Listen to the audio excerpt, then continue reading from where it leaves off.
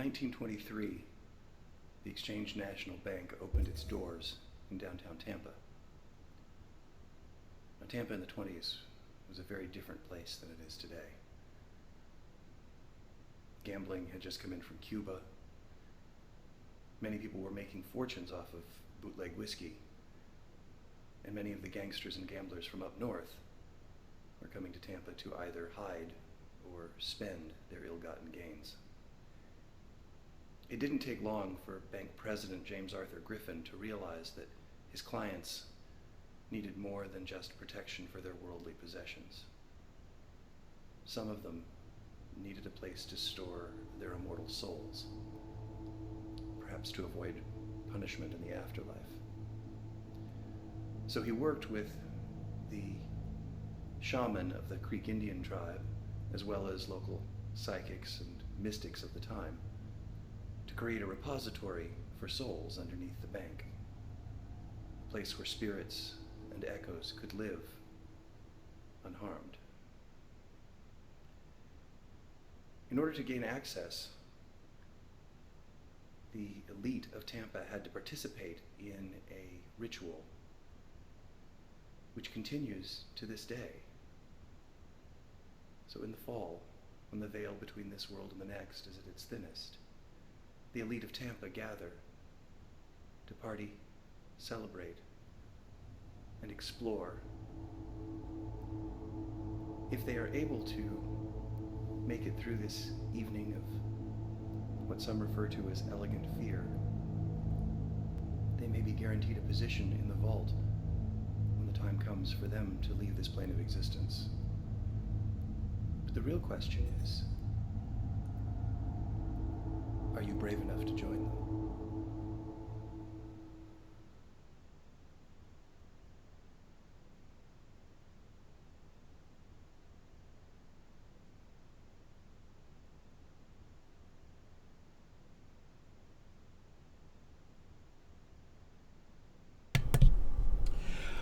All right, everybody, it's 8 o'clock on Tuesday, so you know what time it is. It's time for HauntScene. HauntScene Live. So I hope everybody's having a great night. We're starting to wrap up the Halloween season. A lot of haunts are officially closed, although there are a couple that are still open. We'll get to that here in a bit. This last Friday, I was able to go out and experience the Vault of Souls in Tampa. And watching the opening video there, that was Scott Swinson. He's the lead designer and the director, head writer, everything for the Vault of Souls in Tampa. So unfortunately, Kira wasn't able to join me. She was doing other things. Yep. She was doing Kira things. Well, it was, I ended up going to Gods and Monsters, which is located in the Artagon Mall, for their Comic Halloween Fest, and then I also later on went to Player One, which is the video game bar, for their Halloween event. And then Sunday I was at MegaCon Tampa Bay. Yeah. So I was doing my things. I was either my female Freddy Krueger or I was Snow White. Talk about your complete opposites. I did not dress up this year for Halloween, although you might notice that I am particularly dapper today. This is actually the same outfit that I wore for the Vault of Souls. It was a big concern of mine going into this that I wanted to make sure that I didn't overdress or underdress. I just wanted to be perfect in there. I was really concerned about it. Like, I've met Scott Swinson once, and I sent him a message on Facebook. I'm like, tell me what to wear, because I didn't want to show up looking like, like some sort of scrub. Yo, I would totally bust out like a very 20s, like we're talking about Queenie from Fantastic Beasts and Where to Find Them that's coming out soon. Like we're talking about like that type of outfit, because nice. I really want to cosplay as Queenie. Like, just saying. Yeah. So here, if you look on the right of the screen, you'll see a mask. When you go through it, they give you a mask here. You'll notice that I've got a little lipstick on mine. We'll get to that in a bit. Very interesting night when you are actually taking part of the main part of the event. You can't actually talk, so it's all about nonverbal communication. So I thought that was pretty cool of the event. Now I'm noticing a trend though. last week talking about lipstick on your cheek. This time, lipstick on your cheek. Only, granted, it's a mask, but still, it's lipstick on your cheek. Oh, we're gonna have some other trends carrying over from last week into this week. So I went, and if you're not familiar, it's at The Vault. You can go to, The Vault. If you look up The Vault in Tampa, it's a venue where you can, have an event, have a reception, have a wedding. It's a beautiful building here. I'm going to switch over to our slideshow here, and we'll probably come back a little bit later. But if you look here, here's the original picture when it was built in the 20s. And it's cool because the Vault of Soul, the backstory is it actually follows along the actual history of the building, but it just kind of veers off a little bit. Like it's like, what could have happened. So yeah, it's a very neat building. When you walk up to it, it's a very, very cool. If you look here on the right, this is a picture that I took at a stoplight in my car.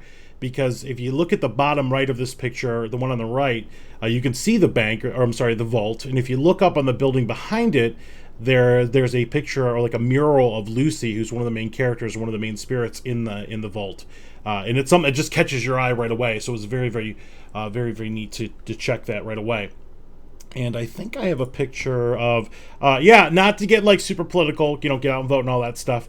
But I guess when Hillary Clinton was in Tampa like a week or so ago or something like that, part of the shot of her talking in Tampa actually had Lucy in the background. So I thought that was pretty funny to track that picture down, unbeknownst to her. Oh my. That was pretty neat.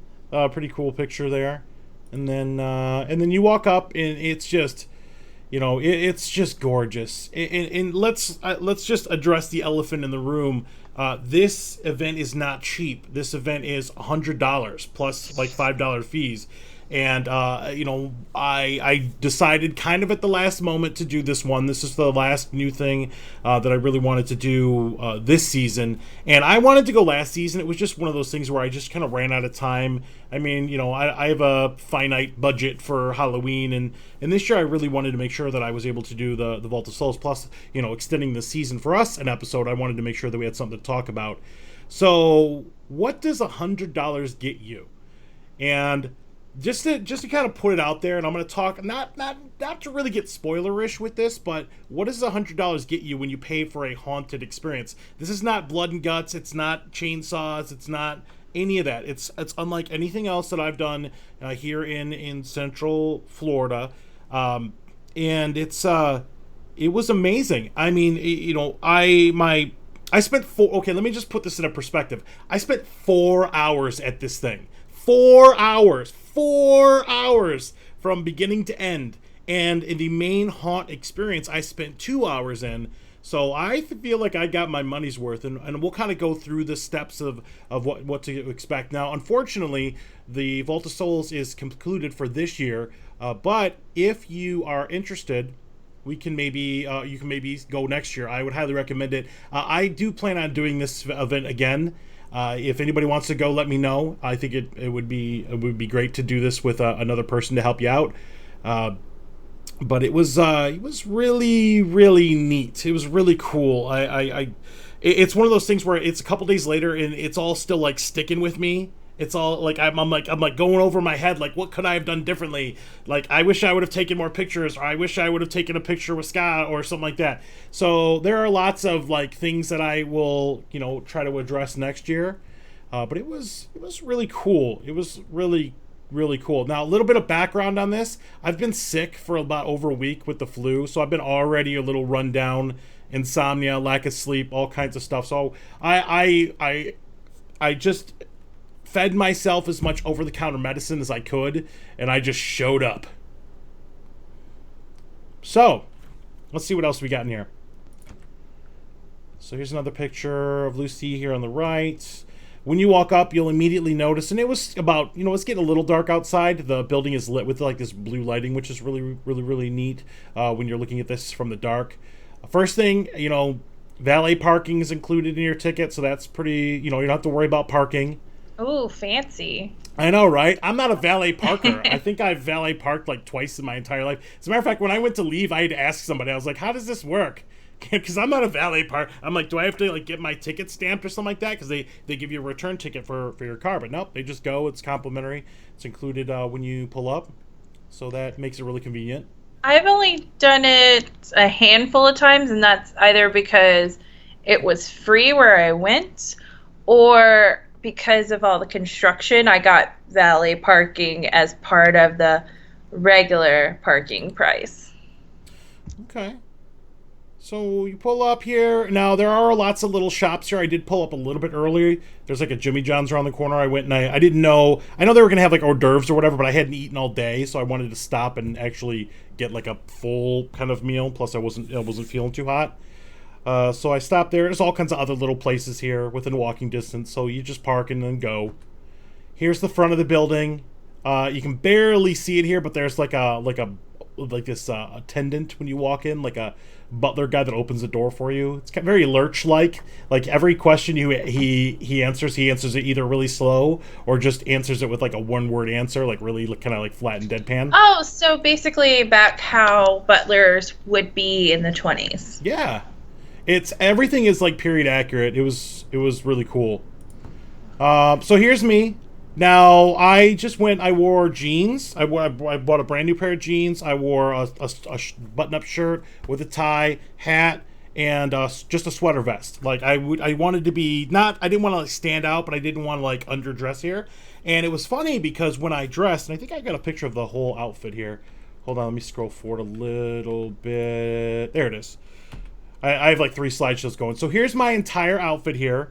And you notice I got the cuffs going and everything, and it's, just trying to be appropriate. And it was funny because when I was in line trying to get into this thing, I'm sitting there and I'm like doing social media. I'm like, hey, I'm at Vault of Souls, Twitter and Instagram and all that stuff when I was right initially there. But I was still in line trying to get into this thing.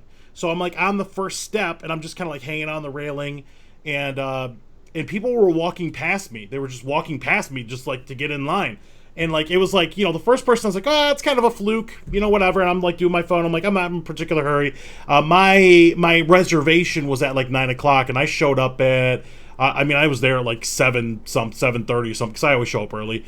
But after the second, third, fourth, fifth person walked past me and like talked to the guy, and they only let like a couple people at once, like one party in at a time, because they got to do this like cleansing thing when you walk in. I realized I was like it's how I'm dressed. Like people like must think like I'm part of the show or something like that. So I had to assert myself into line to actually get in there. But that was kind of neat that I fit in like that. So thank you, Tina. Thank you, Lori, for watching. I got a couple comments on that. So yeah, here's what I wore. I didn't go crazy here. And so you go through, you talk to this guy or whoever's working that night. Sorry, I'm kind of mixing up my pictures here. So here's the guy that lets you in. After you go in, there's like I don't even know what to call her, some sort of like spiritualist.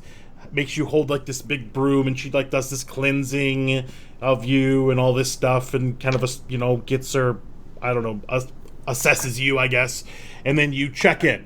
And when I checked in, I was early, and I knew I wanted to show up early because I wanted to hang out a little bit. And when I did, they're like, okay, well, we're going to put you in the rotation. And I went by myself, so I didn't know how soon or how late I was going to get called. But I had heard from just kind of some of the reviews on social media, Facebook, and whatever, that some people were getting pushed later. Like, their reservations were they were let into the vault part of it after their reservation time. So that's why I wanted to show up a little bit early. So I get through that, and then I enter the main area. And these pictures are not going to do justice here. Where are you? That's not that one. It's this one. They're on the slideshow somewhere. There we go. So that video that I showed earlier with Scott, that story is playing on a loop on a TV outside, in case maybe you haven't done your research. The website elegantfear.com, which you see at the bottom of your screen, that's where you get all the background information for it. Hopefully Kira's there right now. Oh, of course, I already have it pulled up in another window. You know me, I know. Typical Gemini. I have multiple windows up. Good. Yes, that's what Geminis do. So they have this like old-timey 1920-something car parked outside with a Vault of Souls thing, and they park this right outside. So if you can't, for whatever reason, find the vault, you'll see like you can't miss it. When you're driving around, when it gets dark outside, you cannot miss it here. So that was pretty cool. And then you walk inside. Now here's the lobby. Everything's lit up in like a bluish color. Everything kind of has this like bluish hue to it. And here's a picture. This wasn't the night that I went because I was already, my brain was not functioning properly due to being tired and sick and everything. And when I showed up, I probably should have taken more pictures, but I didn't really know where I could and couldn't take pictures. So I stole a lot of these from their website, and they have some media friendly photos here. So you walk in, the first thing that hits you when you walk in is they had a cellist, and it was just playing. And now everybody has like the instrument that like cuts them, like just kind of hits them hard. For me, it's the cello or the violin. And when I walked in, it was like immediately like goosebumps. And the cellist was just amazing. Like he was just awesome. And you go here, if you look on the kind of the middle left here, there's like a bar. I got a drink. Let me turn on my other slideshow here. Okay, so here's the drink that I got. Now, from All Things Tampa. Unfortunately, this week I cheated because I didn't take a lot of the pictures myself. I went and I took a lot of pictures just from the location tags in Instagram. So I'm going to give everybody a photo credit, All Things Tampa. So I got the Vault drink. I don't remember what it was called, but they put dry ice in it, so it's like misty. And that was pretty cool. And what was in it? I don't remember. Alcohol. Well, that's kind of given, especially if it's an alcoholic drink, but now I'm curious. I don't remember. I think you can make it with different things. I think I had mine made with rum. Okay. So you can choose. I forget the exact name. Some of the exact details of the night they escape me a little bit. It gets all foggy. I know. It was a long blur. So there's that. Here's the cellist that was there when I went. I guess his name is John Chatterton. So Rose_Millar. Thank you for this picture. And they would. What I noticed was once the event actually opened up at 8 o'clock, they started calling people down into the vault, and they would call us. This like older banker guy would call your name and get the party together. And the cellist would like. I don't even know how to describe it. It was like. As ominous and as creepy as somebody can make a cellist sound, he did that. It was like, and it would just like trail off. It was great. Now, was really how cool. many people were in a group? Because you were saying that they were calling you. Now, was it you go in individually, or do they call a certain amount of people? They call you in a group. I mean, I don't think it was any more than like 8 or 10. It was like a huge group, but it wasn't a small group either. Now, the thing is when you're in the vault, in the basement part of it, it's completely open-ended, so you can be in there as long as you want. They don't kick you out. Technically, they don't kick you out, but we'll talk about that later. So, but yeah, it was a decent-sized group, and people start getting called. I didn't expect to get called until well after 9 o'clock. So we're still talking like 8 o'clock here, and they've got characters that come out and dance. They've got like a clown that comes around and dances really kind of creepy. He messes with you. He kind of inserts himself in your selfies and all that stuff, and they take photos. They have like professional like ballroom dancers come through to the music. And if you look on the wall here on the main thing, they have projections of like ghosts that come out of the wall and can just kind of look and just kind of see what's going around. Then they go back into the wall. It's really cool. I mean, just the ambiance alone of the first part, which they call The Arrival. I want to give the clown a hug. You have fun with that. It's a creepy clown. So, I kind of just want to give it a hug. Motahation. Thank you for that photo. This is easy. I'm just going to do this every week. I'm just going to steal everybody's Instagram photos. What else we got? Let's see. Where's my slideshow? Well, you're not stealing them. You're giving proper credit for utilizing them. I am. Okay, so there's the drink. So I get a drink. I'm like, I'm gonna have one drink, and I'm already like I'm sick. Like I'm hopped up on enough like cough drops and Robitussin and like over the counter like cold medicine to like function.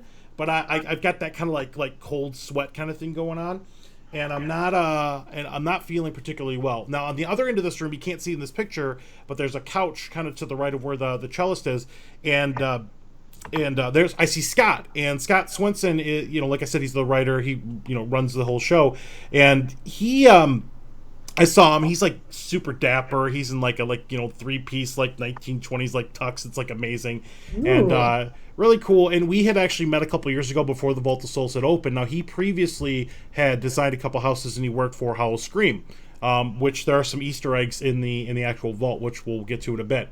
So I at this point I'm not, he's talking to some people and I don't want to bother him. So I just kind of go to like one of the little cocktail stands and I just kind of start talking to people. I'm trying to be social, trying to get more information or whatever. And I normally I'm not exactly socially awkward, but I don't normally just go up and just, hey, I'm John Rothfield, start talking about myself. Awkward. And then I gave some cards out, which I have a ton of still, and the season's almost over. Sad, so I get to talking, and then finally I see it break with Scott, and I kind of make my way over, and I introduce myself to just, hey, I'm here, and wanted to make sure that they approved of the outfit. Not like I was going to go home and change or anything, but like I just wanted to make sure I had his approval. That was just something I had to have. So wait, so you're not like me who keeps a bunch of different outfits in their car? No. Oh, no, okay. Maybe it's a not. cosplayer thing. Yeah, I'm not a cosplayer.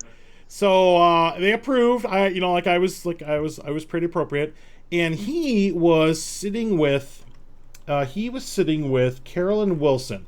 Carolyn Wilson owns the actual facility, and he was telling me that she owns like all the real estate like on the block, and there's like a Tampa theater and all that stuff. And I didn't realize who she was. Very lovely lady, just very nice, very, very nice to talk to.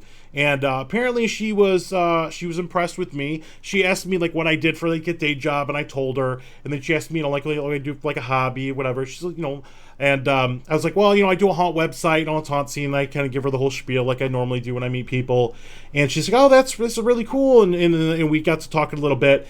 And I guess I hit it off or something, because the next thing I know, she sends me up to the bar with Scott.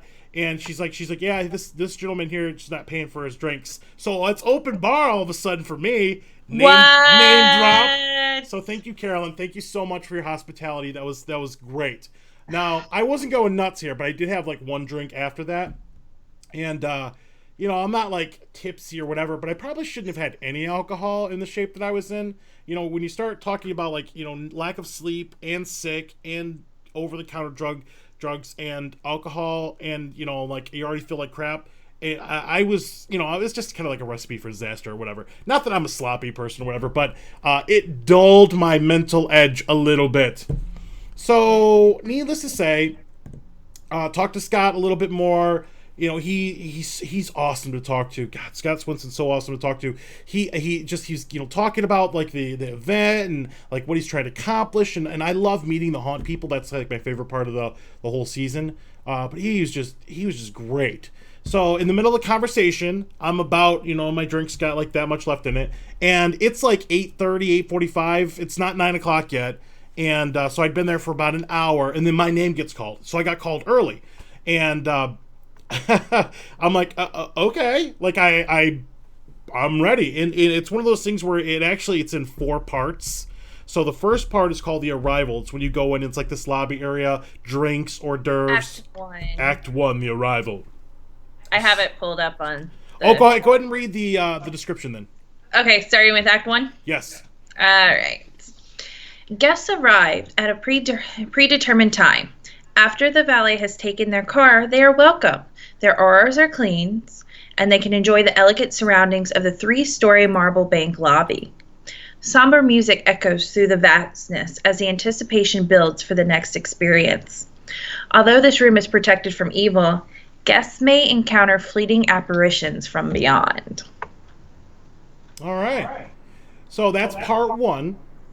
And I get my name called, which leads on to part 2. Now, keep in mind, the whole time I'm doing this, I've got like this, I don't know, I had this like concern. I'm like, man, it's like, I spent $100 on this. Is it going to be worth it? And here's my thing for the whole night kind of going forward. Most people use the phrase, you get what you pay for, when they're talking about like getting ripped off, like, when you skimp on something, you get what you pay for. This is the exact opposite. You get what you pay for. You pay the $100. There is absolutely, from top to bottom, from the beginning to the end, from Act 1 to Act 4, and on and on and on. When you leave, there is nothing about this event that feels cheap in any way. They call it Elegant Fear, and the whole event is, I mean, it's like, it's just classy. Like, it's not grungy. It's not, it's not like blood and guts and gore, like we're used to in the haunts that we do typically, or that we've done together this year. Like, it's a step above, and it's more of like a psychological kind of experience and a fear there. So I have to get that out there, because, a lot of times when I'm like, I'm going to do the Vault of Souls, people are like, you're going to pay for that? Yeah, I paid for that. I mean, it's not cheap, but I wanted to experience it, because you can't really talk about something unless you experience it.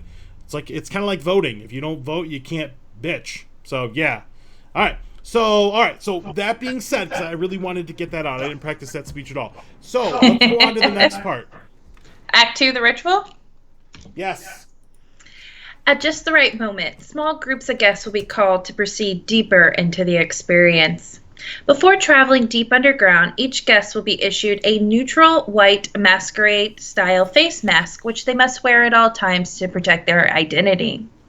After a short and confined elevator ride into the darkness, guests are encouraged to explore the nearly 11,000 square feet of hidden fear. There is no defined pathway. Guests may explore, open boxes, read documents, and touch anything except the spirits themselves. The spirits, however, may make physical contact to guide or instruct. It will be the guest's best interest to follow instructions. Yes. Okay. So they give you the rules. First thing you do, they give you a mask, and you put the mask on. This is before you go down into the vault. You get like orientation or whatever, and they give you a mask. It's a tie mask, and it's not like chintzy. Like, it's like a high quality. Like, if I ever wanted to join Jabberwockies, I could. I guess, apparently. So that's a really bad joke. So sorry, Jabberwockies, if you're watching. But and they give you the instructions. You don't talk. You don't touch anybody. But other than that, you have the run of the entire basement, the entire bottom level. Remember, this is a vault in a bank. You are in a vault in the basement of the bank. So I put my mask on, and then they take you down into the basement for part 2. So I'm about already an hour in, and then my next 2 hours are spent wandering around the basement. Okay. So they take you off the elevator, and you're in a group, and you go, and they kind of like break you up a little bit. And I was, from somebody I had talked to earlier on Facebook, we had conversations. What was your name? I apologize off the top of my head. Andrew Caldwell, who had done it previously. Hello, Andrew. Hello, Andrew, if you're watching. I just had a conversation with him because I didn't want to like fail this. I wanted like a little bit of a heads up as far as what to expect. I didn't want to like cheat or anything. So I go in, and you could touch anything. So they're kind of like herding people. They break them up and send a couple people one way, send a couple people another way, and it's all kinds of. And I'm not going to call them characters because they're not characters. They're actors. They're people to interact with in the basement. And immediately on a bookshelf, I see like a little card, and I don't have the actual card, but it's like a little card, and it says first class ticket. And I'm like, swipe. So I go, and I immediately split off, which I kind of regret a little bit, but we'll come back to that. So I go, I grab the card, and at this point, it's all nonverbal communication. Like, you can't talk. There's no nothing. Everything is pointing and gesturing and all kinds of stuff. Thankfully, I'm actually pretty good at that. So I take the card and I show it to another person. Everybody goes right and I go left, and I show it to one person. He's like, "Oh, it was a first ticket, eh?" I was like, "Okay, cool." And he sends me through another room. He's like, "You're looking for the train," and I'm like, "How in the heck am I going to end up? How am I going to end up on a train in the basement of a bank?" Okay. Well, to get to a train, you usually have to go through a brick wall, and then you go right, and it's usually written on there. Oh, wait, wrong place. Oh, also $100. So you show them objects and they know what to do with them, and this is where I got my first clue. And I ended up in like a in like a room with a cot on it. It was like bunk beds. And the lady took it and, you know, gave me a ticket. And she's like, well, you know, the train's through here. And you walk through this room and it's dark. You are on a train. Like, imagine being on a train in the dark and you hear it go by. You see the lights. You hear the rumbling of the train on the tracks. And it's got like benches set up. And you are on a train. Like, oh my God, I'm on a train all of a sudden. And every room, for the most part, has some sort of actor in there to interact with. And I'm like, all right, cool. So I get a clue. And I don't know if you guys are going to be able to see this too much, but I put, if you guys can see this, it's a series of poems, and I'm not sure if Scott wrote these or not. But if you notice and you look at it, some of the actual letters are in like a bolder text, like a darker text. And when I put up the little puzzle thing earlier, I was kind of trying to simulate that a little bit. So, and I noticed this from the last year. They put up some stuff on social media. So when you put all the bold letters together, they kind of give you a little message here. And I went into another room, and there was like a room with all these death certificates on the ground and on the tables, and people had to find their own death certificate. I didn't find mine because I didn't look, apparently. I know, right? You didn't get your death certificate because then you can bring it to the Haunted Mansion. Duh. Well, okay, here's the thing. Here's my frame of mind. I'm in there, and all I'm concerned with is this right away. And other people are looking through stacks of papers, looking for the death certificate. And I'm like, I'll get back to that. But one of the actor in there, she's like, well, there isn't one for everybody. And she's like talking to me, and I'm like, how do you know that I don't have one? But my stupid like flu brains like, oh, I guess I don't have a good death certificate. So I go up to a typewriter, and normally, like we were having this conversation earlier, normally I can read an entire sheet of paper like this and keep all the letters in my head straight and then spell out the message. Not in my slightly tipsy flu brain, okay? So there's a typewriter, and I go there, and I kind of like nudge somebody out of the way a little bit, and I'm like, old school typewriter, and I type out the message on the typewriter. And then finally, like by some miracle, somebody has a pencil that shows up, and I actually wrote down what it was, what the mystery was here. So, and this is fitting for the whole experience. There are more stories than one person can discover. The gift is in the journey, which is a perfect summation of the Vault of Souls. It's the experience. There aren't a lot of like, you don't get a ribbon for accomplishing things. It's all about experiencing what the Vault of Souls has to offer here. So after that, I wander.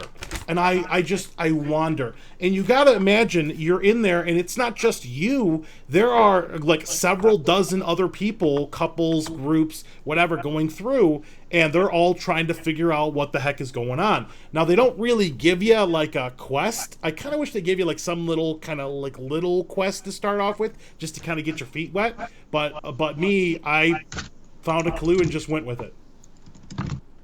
So yeah. So I see we got some chats coming in. Awesome. So handle that. That's what I'm doing. But I mean, I'm going through this whole thing, and there are different rooms. There's like a room with like an elevator that's broken. You have to help some guy fix it. There's like these other side rooms that don't really have anything in them but weird stuff. There's like these rooms like a resurrection chamber. This like dentist gone wrong. This like the bank safety deposit box. The actual vault itself. There's all kinds of like the train. There's like a toy room with like these little children in them. Like all kinds of stuff. Every room has a different theme to it, and in most rooms have like an actor in there, which is who you're supposed to interact with. Wait, they had a little kid in the kids' room? Well, That's awesome. They weren't like little kids. They were just smaller adults dressed up as little kids. Oh. Yeah, it might be a little weird to be actually interacting with children. No, but then again, I interact with one quite a bit. So I'm going through, and I'm just trying to figure out, I'm like, well, what's next? And throughout the whole thing, and this is kind of a common theme, you find these pieces of paper, and some of them have like, you know, they got like holes in them. If you line it up a certain way, they spell out a message. And I'm just trying to like take stock in this, trying to figure out what my next move is. So I'm wandering around watching other people, trying to figure out, I'm like, all right, well, what do I do now? And I did a lot of people watching. Like, I hung back a lot instead of just kind of getting into a lot of things. And, you know... I wasn't there. Oh, yeah, she wasn't there. I was there. And you know me, whenever it's something like this, I'm just like, let's go. Let's fully be in the story. Well, I see. This is where I'm like, man, I really wish Kier was here, because Kier would be a solid brain to work. She's more detail oriented than I am. So, I mean, it's hard to describe, but I wandered around, and what's cool about the Vault of Souls, and you're not going to get this anywhere else, is you could touch stuff. There are these rooms where you just go in, it's like a little side room. There was a room with like an old record player that was playing. It was just kind of no record, it was just kind of spinning. So it had that kind of like really creepy, like record scratchy sound. And they put me in this like little room, and I just ransacked the whole thing. And it's fun. I mean, how often do you just get to turn a room over? And you put everything back where it is, but I'm like looking through like the little like piano, because it's got like one of those real things with the music, and I'm like looking behind the freaking paintings and stuff, just looking for clues with stuff to do, and it was really fun. Like, that was kind of my most fun part. But I came up empty in some of the rooms. Some of the rooms I think are red herrings. Like, there's a room that I would probably check on every room. There's probably like a dozen or so rooms, or 14. I mean, they said like it's 11,000 square foot or whatever. It's a huge space in the basement of a bank. But after you walk around a little while, your brain kind of just understands the layout, so you know where you're going when you're going back and forth. And I mean, I don't know. I didn't really mean to like get dead-ended or anything like that, but I wasn't in a mental state of mind to figure out what all the clues were. So that's probably my bad. But interactions, the main character is Lucy. She's the girl on the mural, and she's in the center part of the basement, and interacting with her, but you're trying to interact with like, your whatever.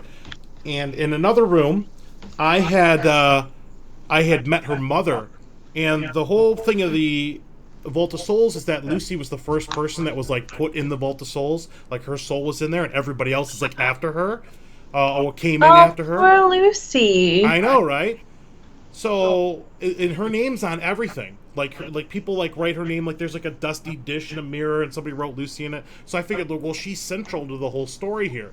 And I ended up in some wonky little corner by the main vault area, and there was like this Pepper's Ghost effect of her mother sitting there looking for Lucy. So that's like one part of the basement, and I go back to the center, and I there's a picture of like a family, like a mother and a father, a mother, and a child, and I use my nonverbal communication to let them figure out that I'm looking for Lucy's mother, and I have that actor follow me. Am I being loud where you can hear me on your mic? She's in the other room. Oh, I have no idea. Sorry for getting any echo. But, so I get this Lucy person to follow me without saying a word, which is awesome. And I don't know if they, like, monitor you when you're in the area, like, if they, like, know you're coming or whatever. But by the time I got back to the area where the mother was, it was already switched out for, like, another character.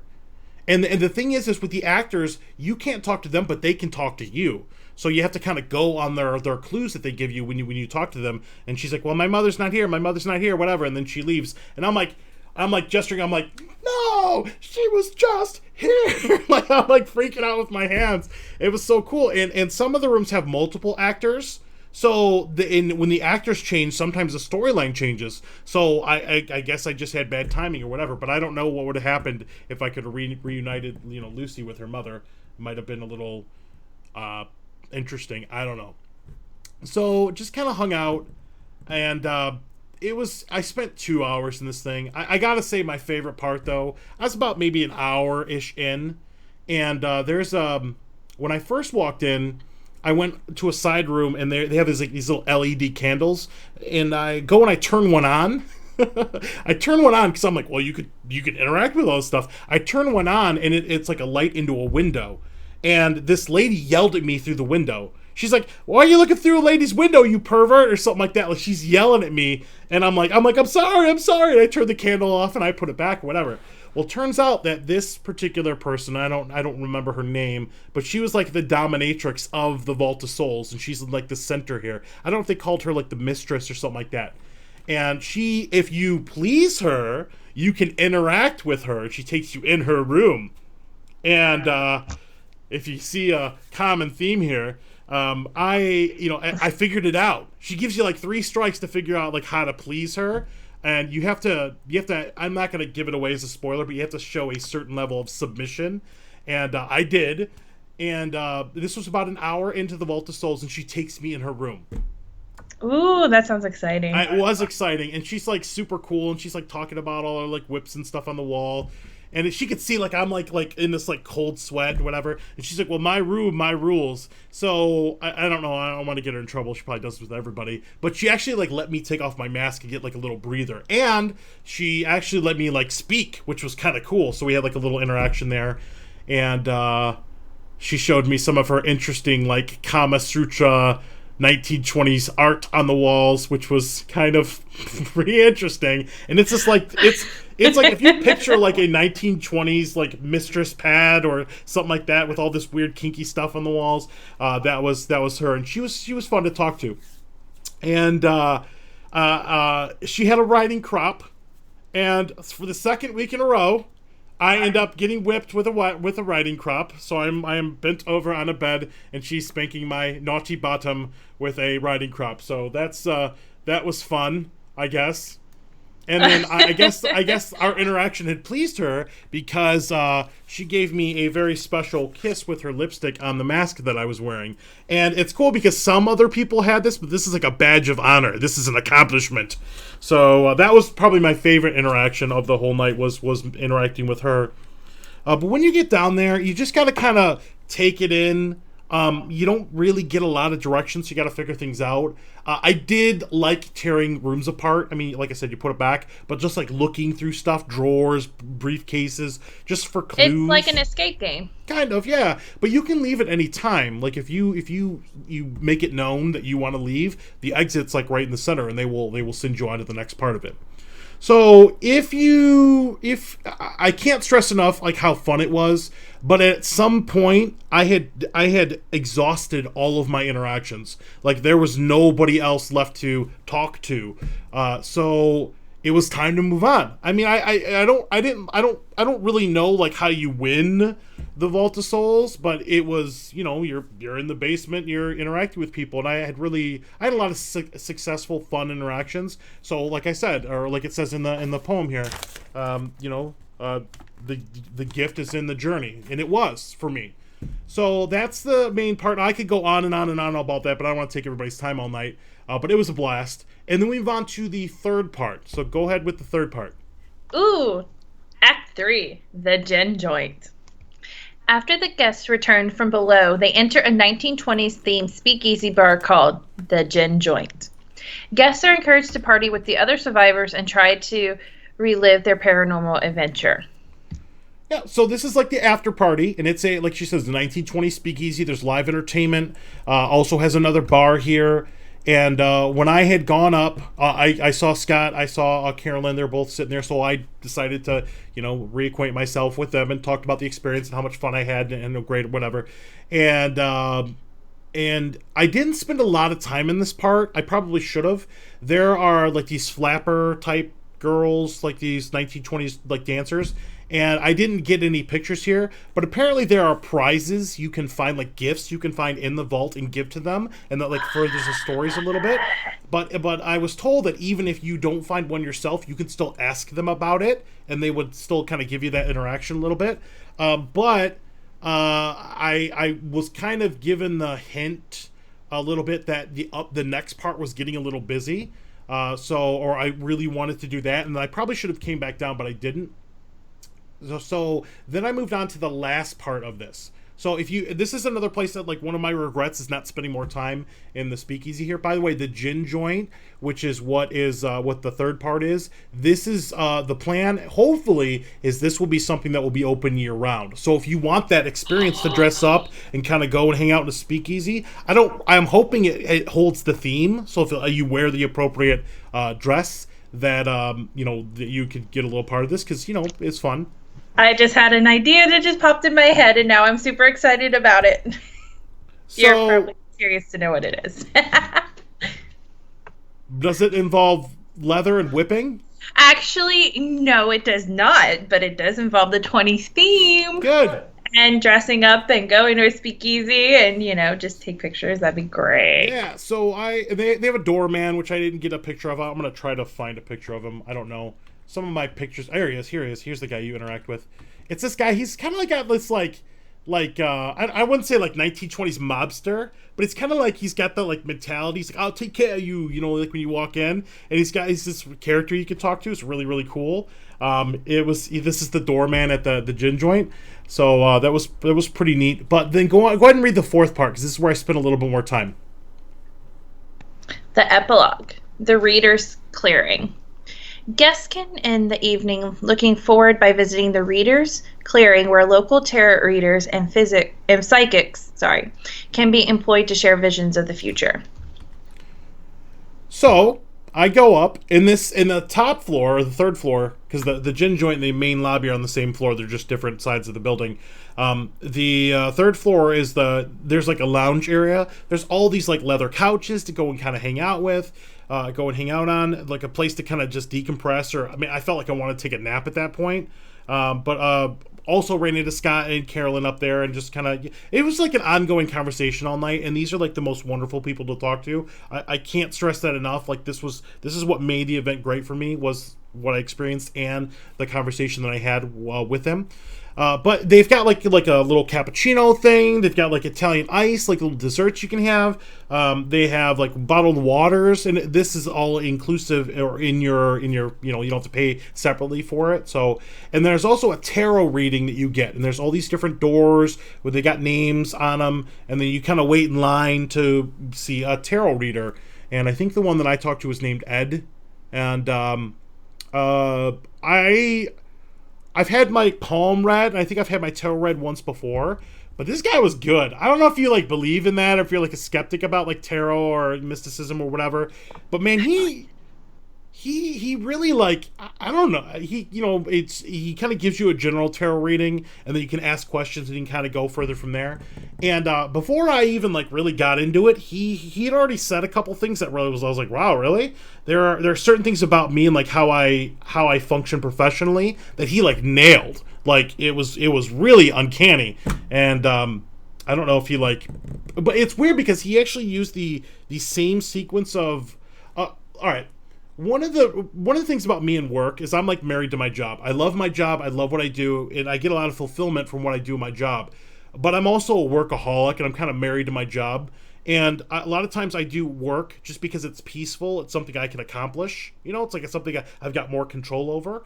And he paraphrased that, and that was really kind of shocking to me because I've only actually verbally described my job like that to somebody in private. So he kind of nailed that right away, and just some other like general stuff that I asked questions about, but pretty impressive. I mean, you can throw him some gratuity, if you want, bring some cash, if you want to tip the bartenders and the tarot reader guy.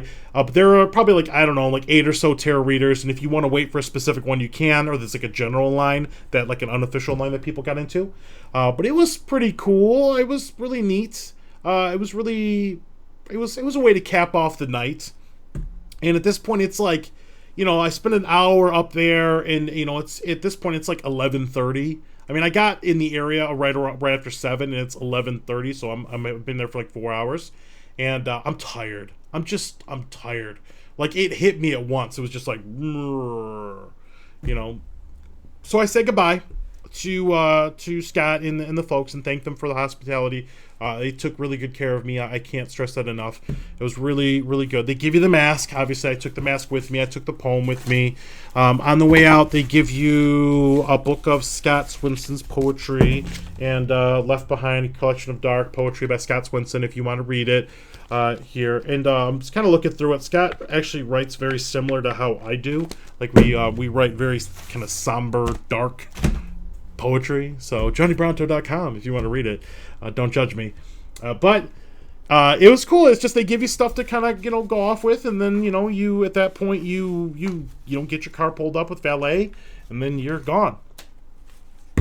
4 hours. But like I said, you get what you pay for, and in this particular case, it's totally worth it. If you got $100 and you want to do something different, this is an awesome night. This would make like a great date So I need to find some girl that I can bring to this thing next year.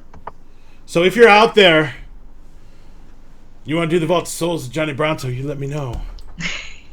I'm just kidding. I don't know. We'll see where we're at a year from now. But one thing I do regret is doing this event so late in the season. I mean, I did it last Friday, and that was last week, and it's over. I mean, I can't. I want to promote it for next year because this is something I'll probably do in like the first week or two of the event. And it's cool. It was cool to talk to Scott. He even talked a little bit about his time at Howl-O-Scream, some of the houses there, because he had recently experienced the event. He was talking about some of the houses that he had a hand in designing. I'm not really going to give a spoiler away, but if you know Howl-O-Scream, there's a house that was replaced with Motel Hell or Motel Shelburne or Motel Hell this year. The house prior to that, if you know it, don't say it, but there's a certain portrait of a certain person in that house that ended up in the basement of the Vault of Souls, and I thought that was really cool. So nice to see some continuity there. All right, so 8:53. Oh my God, that went so fast. I was so worried like I wasn't having enough to talk about. Okay, so we got a couple things to talk about here. I know it's been mostly me talking, trying to verbally describe this like amazing event. Next year, I'm hoping I won't be sick, and I probably will still have like a nice social drink or two. But I'm hoping I'm a little bit more mentally sharp. I'm also gonna like bring like a pen and paper or something like that, like something to help me keep my notes ahead. I always keep notebooks and pens in my bag, but then again, that's because I get bored and I just start writing things. So that would help. So start saving your pennies, Kira, because we're doing this next year. All right. Oh, trust me, I am, and I'm gonna have a really nice outfit, or I may just end up making an outfit from a movie and wearing it just because. Do it. And by the way, guys, if you're planning on doing this event, and I said this when I posted about it, if you don't take the event seriously, they're not going to take you seriously. Like, you don't have to dress up, you don't have to rent a tux, but do not show up in shorts and flip-flops and a t-shirt. Or if you show up looking like a joke, they're going to treat you like a joke, and you're not going to get a lot out of the event. Like, this is not a casual event. Like, wear sensible shoes, dress comfortably, and then try to get yourself, like, in the mood. I found that, like, people in the actual vault, like, the vault part of it, like, every once in a while they would try to stop me and interact with me, and I'm like, I am not part of the show. I don't know how to do this other than to do this, and I am not part of the show. But it was pretty fun. So it was totally worth it. Oh my God, I just can't. I want to go back. I want to like drive there right now, break in. I don't know. Oh, by the way, there are lots of other Easter eggs. So if you look, there are some death certificates on the walls, and some other people like J. Mike Roddy, Mike Illo, like other people are mentioned on like the walls. Oh, that's really cool. Yeah, it was really cool. I kind of saw that at random. All right, so okay, so we don't have a lot of time left, so we got to get to the next segment here, which is going to be ins and odds. But my last word on the Vault of Souls is do it. Oh my God! Thankfully, they had a more successful season than they did the first year. Look, do not let the price tag scare you. It is worth it. Do it. All right, moving on to the ins and odds section. So last night we were both at Halloween Horror Nights, and Halloween Horror Nights has extended their run to next weekend. Yep, it is the Friday and Saturday, the 4th and 5th. They're going to be, I believe it's still 1 o'clock closes those 2 nights, but it did get extended. Yeah, so that ought to be pretty interesting. Now, last night, I happened to be in the right place at the right time. Steven Tyler from Aerosmith showed up, and hold on, I got to digitally replace my finger. But he showed up as Rhett Butler from Gone with the Wind. And here's one of the prom queens. He was in the Vamp 55 scare zone. Akira had a front row seat to this. She had a better seat than I did. Well, it was one of those, my knee was really bothering me and was swollen. So I was actually hanging out with Diego, and we found a bench. And I was actually more afraid that I was going to have to move than... Yeah, because, I mean, it's one of those, like, when my knee's in pain and it's swollen, I don't want to move. But I was glad they didn't make us move, but yes, it was a very nice seat to watch everything. Yeah, and he pulled up in like this like entourage, like everybody had like this like Gone with the Wind kind of theme going on, like all his peeps. So that was pretty cool. This is like one of the official pictures making the rounds. This is like the best prom queen ever. She goes from like like freaking out to like being all smiles and like it's just great. I love the Scare Zone. It's one of my favorites this year. So she's great. What else? Guess who else is great? So I'm not going to give her last name, but I'm going to give a little shout out to my friend Katie. Don't give her last name because I don't want people to stalk her. Well, just call her by Tinka. Yeah, Tinka Cosplay. If you want to look her up on Instagram. Now, unlike everybody else, because everybody else knows every character ever, I don't know anybody. Like, I've never met characters. Like, everybody knows people because they all work together and all this crazy stuff. And earlier this year, I met Katie. And Katie's super nice, super great. And she was in the Banshees Lair Scare Zone this year. And we actually have a picture of her. She got this little certificate here for a Performer of the Year. So that's really cool. And when I would interact with her, here's what she looked like. And speaking of nonverbal communication, she is the best talker with a spear ever. Like, if you ever need to negotiate something with, like, a rival tribe or something like that, you know, you couldn't speak, she'd be the person to get your point across here. But she was great. Like I said, I don't know a lot of characters like everybody else does, so this is the only person that I had to, like, go visit every night, and she was cool. She'd give, like, acorns and do all kinds of crazy stuff as long as you didn't try to get her in her cave, which is right behind her there. I actually still have the acorn that she gave me in my car. Yeah. So, congratulations. I hear she'll be in a different role this weekend, but I don't want to give too much away, but thank you for giving me a little something special for Horror Nights this year. I didn't have a lot of... we'll talk about this in our review next week, but I suffered from lack of attachment to Horror Nights this year, but we'll get into that next week. But still had a good time. So she was great, and I don't know if I have any other pictures. Nope, that's pretty much it. I have a lot of pictures, but then again, I'm one of those people who know a lot of people. Yeah, see, I don't, unfortunately. And I end up with groups of people. They're like, I'm going to go visit X, Y, and Z. And I'm like, I don't know X, Y, or Z. Well, I used to work the event, too. So that's where I made a lot of my friends. I used to do costuming. In fact, I'm wearing my shirt from when I did costuming mostly for House of Horrors back in 2012. Oh, neat. Yeah. All right, so it's getting to 9 o'clock here. So I absolutely love Vault of Souls. I can't say enough about it. It is, it's 1, 2, 3, 4 days later, and I'm still regretting what I should or shouldn't have done. And it's one of those things that just sticks with you. And I've had some events that kind of stuck with me like a day or two afterwards, but I have a feeling this one's gonna be with me a while. So like Catharsis is for me. Yeah, well, and of course Horror Nights, but that's always my staple. So, once again, lipstick on the face, whipped with leather. Apparently, I just invite that kind of thing. Yeah. Oh, another small thing, about Vault of Souls. I wore a red handkerchief out of my left pocket, and to me that doesn't mean anything. It really doesn't. I wanted to kind of dress the part and have like a little handkerchief there. Maybe if some spirits crying, I can like gesture some sympathy or whatever. I don't really know how to say this without sounding weird, but the mistress, when I walked away, when I left it, she's like, "Are you flagging?" And I'm like, I don't know what that is. And I just kind of like threw my hands up or whatever. And I looked up in the Urban Dictionary what flagging is, and I was not flagging. Not that there's anything wrong with that if that's your thing, but I was not.